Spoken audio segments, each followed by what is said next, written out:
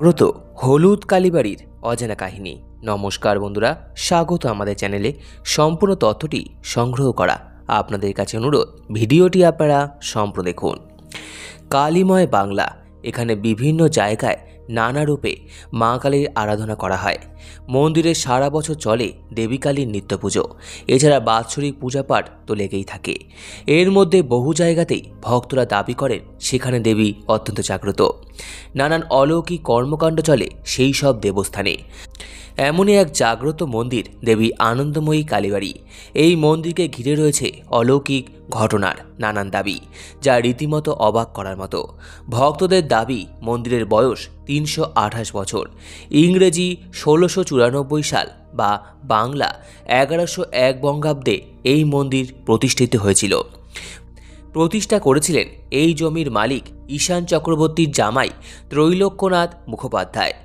সেই সময় কাশীধাম থেকে নিয়ে আসা হয়েছিল কোষ্ঠী পাথরের দেবী আনন্দময়ী কালীর মূর্তি। এই মন্দির সম্পর্কে ভক্তদের দাবি, রাতে দরজা বন্ধ করার পরেও ভেতর থেকে ভেসে আসে ধূপধুনোর গন্ধ। এলোকেশী দেবীকে রাস্তায় ঘোরাফেরাও করতে দেখেছেন ভক্তরা। দেবী নাকি অসুস্থ এক ভক্তের কপালে হাত রেখে তার অসুখও সারিয়ে দিয়েছিলেন। শুধু কি তাই, পৌরকর্মীরা মন্দির সংলগ্ন মাটিতে পড়ে যাওয়া বিশাল অশ্বত্থ গাছ কাটার সময় গাছটি নাকি নিজে থেকেই সোজা হয়ে দাঁড়িয়ে পড়েছিল। এক ভক্ত তো দেবীর কাছে প্রার্থনা করার পর পরিবারের নিখোঁজ সদস্যের খোঁজ মেলায় এই মন্দির সংস্কার করে দিয়েছিলেন। ভক্তদের কাছে এই কালী মন্দির হলুদ কালীবাড়ি নামেই খ্যাত। সেখান থেকেই নাম লোকমুখে হলদে কালীবাড়ি হয়ে গিয়েছে। এই নামকরণের পিছনে রয়েছে এক ইতিহাস।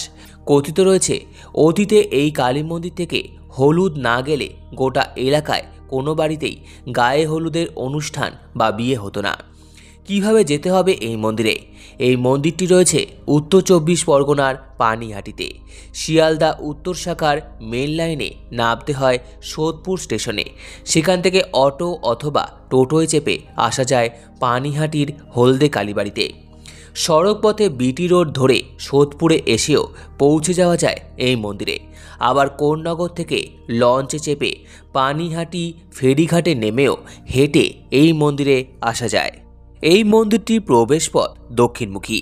মন্দিরের প্রবেশদ্বারের বাম দিকে একটি ঘর আছে যেটা পঞ্চমুণ্ডির ঘর বলেও পরিচিত। পরে পঞ্চমুণ্ডির আসন বিদ্যমান। মন্দিরের বারান্দায় পূর্ব পশ্চিমে দুই দিকের দেওয়ালে শ্রীরামকৃষ্ণ পরমহংসদেব এবং সারদা মায়ের চিত্রপট দ্বারা শোভিত।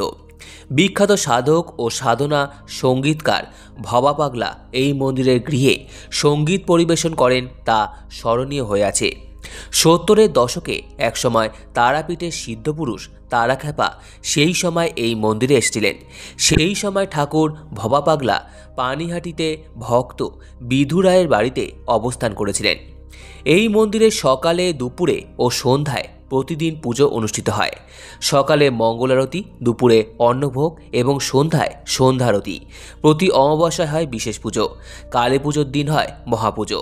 সেই সময় অসংখ্য ভক্তের সমাগম হয়। সম্পূর্ণ ভিডিওটি দেখার জন্য আপনাদের সকলকে অসংখ্য ধন্যবাদ। ভিডিওটি ভালো লেগে থাকলে লাইক, কমেন্ট, শেয়ার এবং চ্যানেলটিকে অবশ্যই সাবস্ক্রাইব করুন। ধন্যবাদ।